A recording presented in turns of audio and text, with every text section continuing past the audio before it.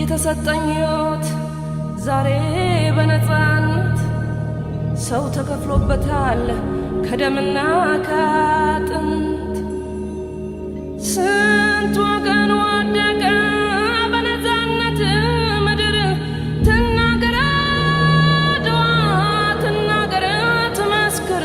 የአድዋን ጦርነት እንዲቀሰቀስ ካደረጉት ዋና ዋና ምክንያቶች መካከል በአንቀጽ 17 ላይ የሰፈረው የውጫሌ ውል ትርጉም ልዩነት የፈጠረው አለመግባባት፣ የጣሊያን የግዛት ማስፋፋት ፍላጎትና ወደ መሃል አገር መግፋት እንዲሁም አውሮፓውያን አፍሪካን ለመቀራመት የነበራቸው አጠቃላይ ፖሊሲ ተጠቃሽ ነው።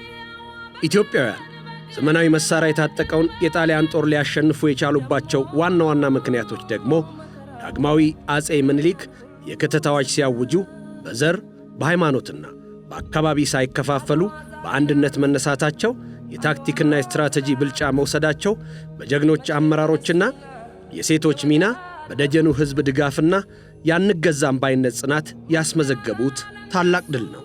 ምስጋና ለነሱ ለአድዋ ጀግኖች። ይህ የኢትዮጵያውያን ድል ለአፍሪካውያንና ለመላው ጥቁር ሕዝብ የነጻነት ተምሳሌት ሆኖ ከተመዘገበና መከበር ከጀመረ ከአንድ ምዕት ዓመት በላይ ሆኖታል። ዘንድሮም ከአኩሪ ታሪክ ወደ ብሩህ አድማስ በሚል መሪ ሐሳብ የካቲት 23 ቀን 2018 ዓ.ም 130ኛው የአድዋ ድል በደማቅ ሥነ ሥርዓት ተከብሯል። እኛም የበዓሉን አከባበር የተመለከተ ዝግጅት ይዘን ቀርበናል። አብራችሁን ሁኑ።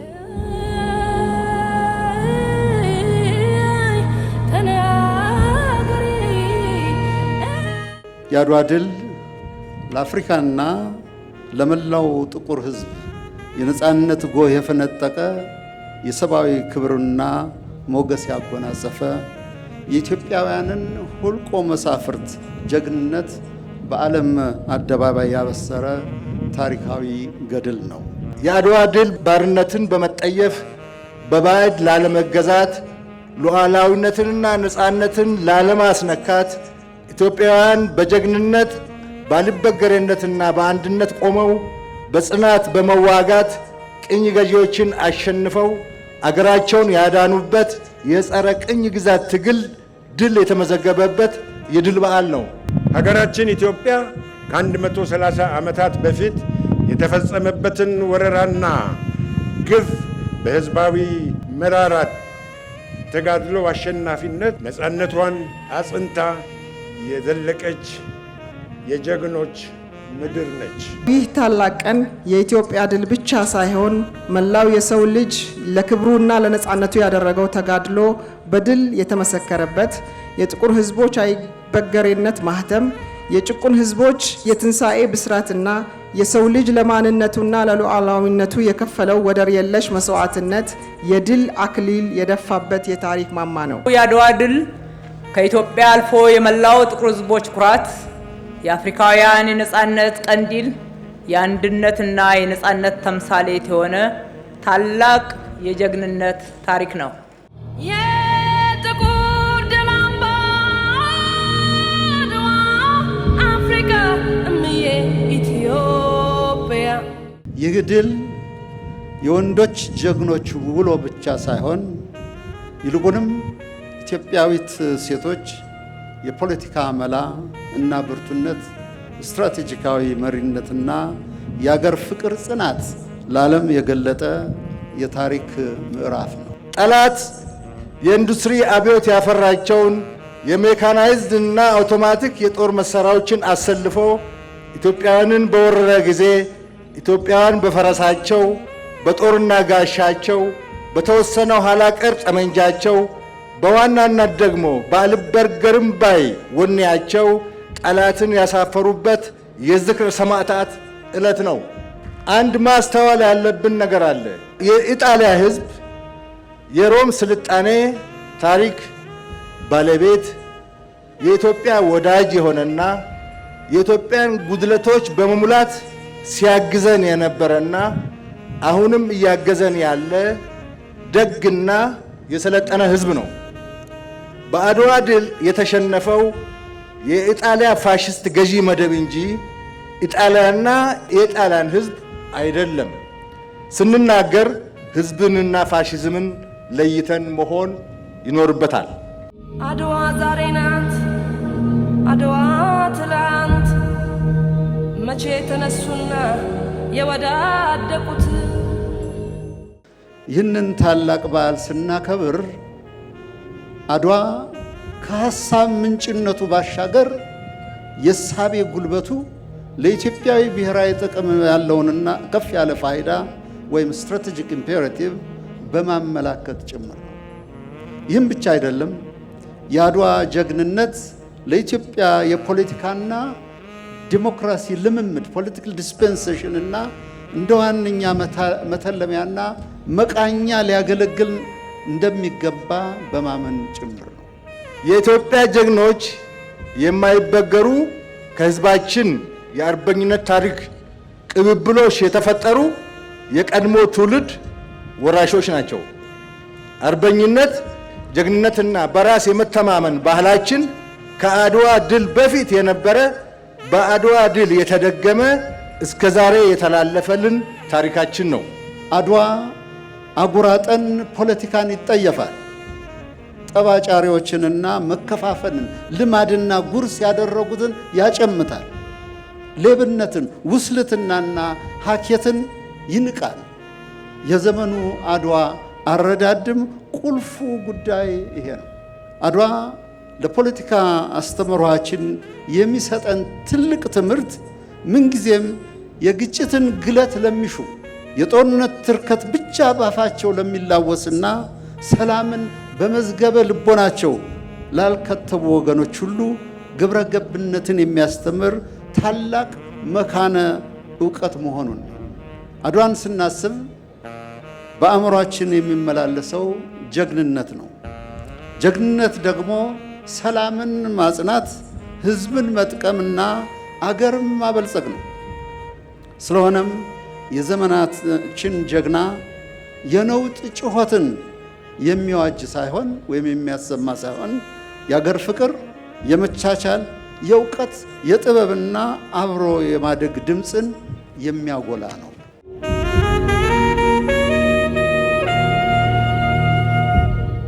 የአድዋ ድል በታሪክ ማህደር ውስጥ በአንድ አገር ወሰን የሚገደብ ተራ ወታደራዊ ድል አይደለም። አድዋ የተባበረ የህዝብ ክንድ ዘመናዊና በሚገባ የታጠቀን ወራሪ ኃይል ድል በማድረግ የማይሸነፍ ወራሪ የለም የሚል የሞራል የበላይነትን ለመላው ዓለም ያስመሰከርንበት ታላቅ ስኬት ነው።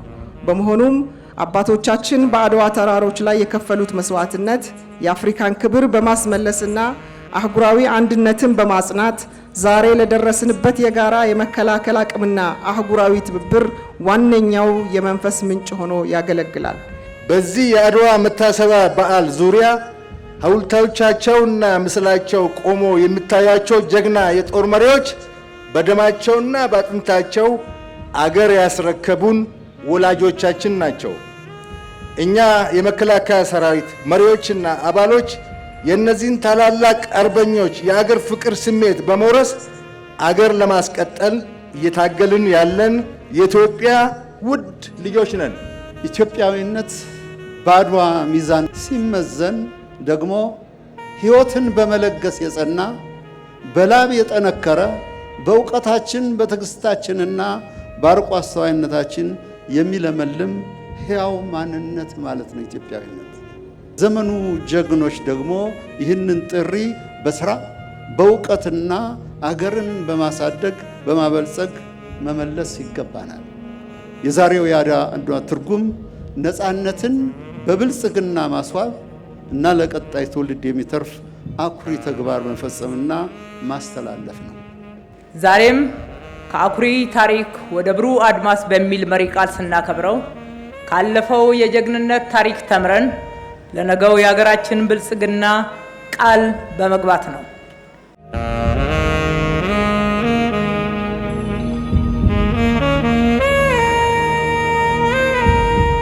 የታሪክ ሰነዶች እንደሚያስረዱት በአድዋ ድል ማግስት የዲፕሎማሲው ትግል አንዱ ማጠንጠኛ የነበረው ኢትዮጵያ ከዓለም የምትገናኝበትን የባህር በር እና ወደብ ባለቤትነትን የማረጋገጥ ጉዳይ ነበር። ዛሬም እኛ የምንሻው እንግዳ ጉዳይ ሳይሆን ይህንኑ የታሪክ መንገድና ፈለግ ነው። አስተማማኝና ዘላቂ የባህር በር የማግኘት መብታችን የአድዋ ሰማዕታት ካወረሱን የሉዓላዊነት አደራ የማይነጠል ነው። ጥሪውን ልንሸሸው እንኳን ዝንተ ዓለም ብንሞክርም ዝንተ ዓለም ከኛ ሊነጠል የማይችል ሕያው ሀቅ ነው። ትናንት በአድዋ አውድማ ላይ የተገኘው ወታደራዊ ድል ዛሬ በኢኮኖሚያዊና በጂኦፖለቲካዊ ድል ካልታጀበ ትርጉሙ ሙሉ አይሆንም። የሀገራችን የኢኮኖሚ ጥማት የሚረካው እና የ120 ሚሊዮን ሕዝቦች ዕጣ ፋንታ ብሩህ የሚሆነው ኢትዮጵያ በጂኦግራፊ ግርግም ወይም በየብስ እግረ ሙቅ ያለመታሰሯን ስናረጋግጥ ብቻ ነው። ይህንን የምንለው እንደ አድዋ ጀግኖች ሁሉ ለሀገራችን ብሔራዊ ጥቅም ቅድሚያ በመስጠት የኢትዮጵያን የእድገት ትንሣኤ ለማብሰር ነው። መንገዳችንና መሻታችን የጉዟችን ዳራም ሰላማዊና አብሮ ተባብሮ ማደግ ነው። ስለሆነም የባህር በር ጥያቄያችንን የታሪክ እና የፍትህ ጥያቄ አድርጎ መረዳት ሐሳቡም የዚህ ዘመን ፍላጎት ብቻ ሳይሆን የትውልድ ህልውና ጉዳይ መሆኑን መረዳት ወሳኝ። አድዋ ዛሬ ናት፣ አድዋ ትላንት፣ መቼ ተነሱና የወዳደቁት። ኢትዮጵያውያን አገራዊ ሉዓላዊነታችን ለማስከበር ያደረግነው የዘመናት ተጋድሎ ሲታይ ታሪክ ለኢትዮጵያ በጎ ነበር፣ መልካም ነበር ታሪክ። ይሁን እንጂ በአልፎ ያጅና በሰሞንተኛ የፖለቲካ ርዕዮት ስሌት ያውም ኢትዮጵያዊነትን ባልዋጀ ሐሳብ ታሪካችንና ስትራቴጂካዊ መልሕቃችን መስዋዕት እንድናደርግ ተገደናል። ነገን ለማየት እንዳንችል በፖለቲካ ግርዶሽ ስትራቴጂካዊ ጥቅሞቻችንን አሳልፈን ሰጥተናል። የሩቅና የቅርብ ጠላቶቻችን ማርክሲዝም ሌኒዝም ርዕዮተ ዓለም እያሉ የብሔር ጭቆና እና የዲሞክራሲ መብት እያሉ ከፋፋይ አጀንዳ እየሰጡን ረጅም ዓመታት ሲያዋጉን ግዛት አስገንጥለን ባህር በር አስወስደን የነበርንበት የውድቀት ታሪክ እያለን ከውድቀቱ ሳንማር ጠላት በተመሳሳይ ዘዴ ሲመጣብን የማይገባን ከሆነ ከራሱ ያልተማረ ከማንም ሊማር አይችልም። የኢትዮጵያ ሕዝብ በታሪካዊና በወቅታዊ ጠላት ድብቅ ዓላማ ስር በመውደቅ አገሩን ላለመጉዳት እያስተዋለ ከስሜት ነፃ የሆነ አገሩን በእውቀትና በብልሃት መግራት ለልጆቹ ማቆየት ይገባዋል። በእንዲህ አይነት የሉዓላዊነት ጉዳዮች ላይ የምንወስደው ስትራቴጂካዊ ውሳኔ ከታሪክ ትክክለኛ ጎን መቆም መቻል እንዳለብን የሚያረጋግጥ። ትናንት በአድዋ አውድማ ላይ የተገኘው ወታደራዊ ድል ዛሬ በኢኮኖሚያዊና በጂኦፖለቲካዊ ድል ካልታጀበ ትርጉሙ ሙሉ አይሆንም። አድዋ ዛሬ ናት፣ አድዋ ትላንት፣ መቼ ተነሱና የወዳደቁት። ከበርካታ የአድዋ ዋነኛ ተምሳሌቶች መካከል ጥቂቶቹን ልጥቀስ። አንደኛው ልጓም ከሌለው የፖለቲካ ምኞት ወይም ናፍቆት ይልቅ ለሕዝብ ፍቅርና ለወገን ሕይወት መለወጥ መጽናት። ሁለተኛው ለውጭ ኃይላት ድራጎት ከመማለል ወይም ጋሻጃግሪነትን ከጋሻጃግሪነት ይልቅ ለሀገርና ለብሔራዊ ክብር መታመን ነው። ከዚህ በላይ ጸጋ የለም፣ ከዚህ በላይ ክብር የለም። የአድዋ ብሩህ መንፈስ የሚጠየፈው ቢኖር ቅጥረኝነትና ቅጥረኝነት ብቻ ነው። ለአላድ ለተሙን በዘመኑ ቋንቋ ሳንቲም ማለት ነው።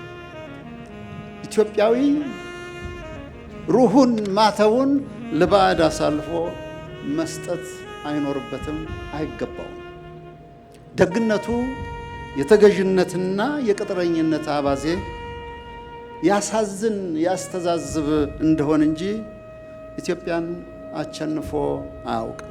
አርበኛ አባቶቻችን ግንባራቸውን ለጥይት ሰጥተው አድዋ ላይ እየተዋደቁ በነበረበት ጦርነትና በ5 ዓመቱ የአርበኝነት ትግል ጊዜ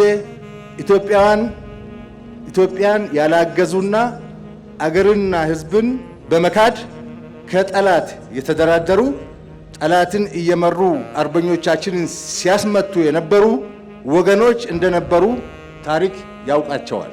የኢትዮጵያ ሕዝብ ገላጭ የሆነው የአርበኝነት ታሪካችንን ለማራከስ ከጠላት ተሰልፈው ሲወጉን የነበሩ ባንዳዎች እንደነበሩ ይታወቃል። የአድዋ ድል ሕዝባችንን ብቻ ሳይሆን ባንዳዎችንም ነፃ ያወጣ ድል ነው። ነገር ግን ባንዳው የሰራውን ጥቁር ታሪክ ማድበስበስ አንችልም። የክህደታቸውንና የባንዳነታቸውን ታሪክ ለልጆቻችን በመናገር አርበኛን የሚያጀግን ባንዳውን የሚጠየፍ ትውልድ ልንገነባ ይገባል።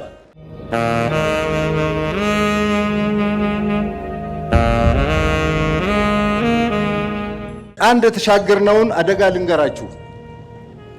የ2010 ዓመተ ምህረት ለውጥ ከመጣ በኋላ የህዳሴ ግድብ ግንባታ መፋጠን ሲጀምር የመጀመሪያው የውሃ ሙሌት ጭምጭምታ ወሬ ሲሰማ ታሪካዊ ጠላቶቻችንና ባንዳዎች ግንባር ፈጥረው በአንድ ጊዜ 15000 የሰለጠነና የታጠቀ ኃይል ከአገር ውጭ አሰልጥነው ህዳሴ ግድብ ላይ በመልቀቅ ልማቱን ለማደናቀፍ ተረባረቡ።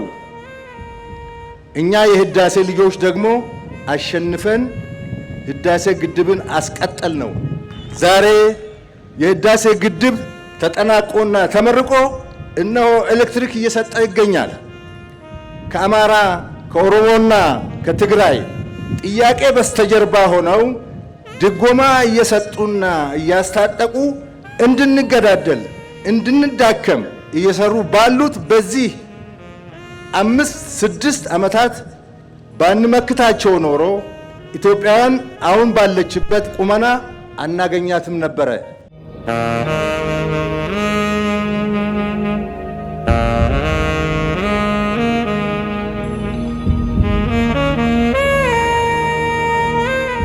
ዛሬ የምናየው የኢትዮጵያ መከላከያ ሰራዊት ያንን የአድዋን ታላቅ አደራ በደሙና በአጥንቱ ተሸክሞ የሚገኝ የታሪክ እና የጀግንነት ውጤት ነው። ይህ ሰራዊት የሀገራችን ሉዓላዊነትና የሕዝባችንን ሰላም በጽኑ መሰረት ላይ ከማቆም ባለፈ በአህጉራችን አፍሪካ ሰላምና መረጋጋት እንዲሰፍን የነጻነት ዘብ በመሆን የማይተካ መስዋዕትነት እየከፈለ ይገኛል። አድዋ ለሰራዊታችን ተራ የታሪክ ማስታወሻ ሳይሆን ዛሬም በመላው አባላቱ የጀግንነት ወኔ በዲሲፕሊኑና በአይበገሬነቱ ውስጥ ሕያው ሆኖ የሚኖር የሁልጊዜም ድንቅ የድል ስንቅ ነው።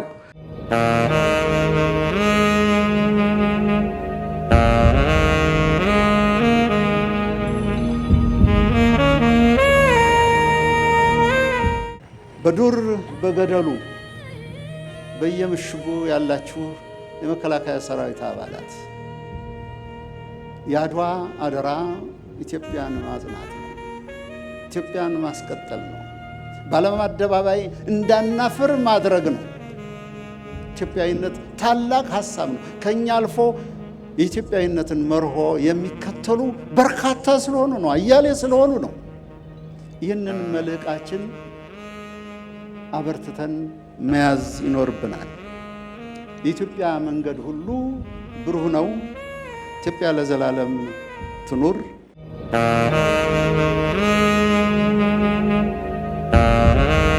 ውድ ተመልካቾቻችን 130ኛውን የአድዋ ድል በዓል አስመልክቶ ያቀረብንላችሁ ዝግጅት የተከታተላችሁትን ይመስል ነበር። ሰላም።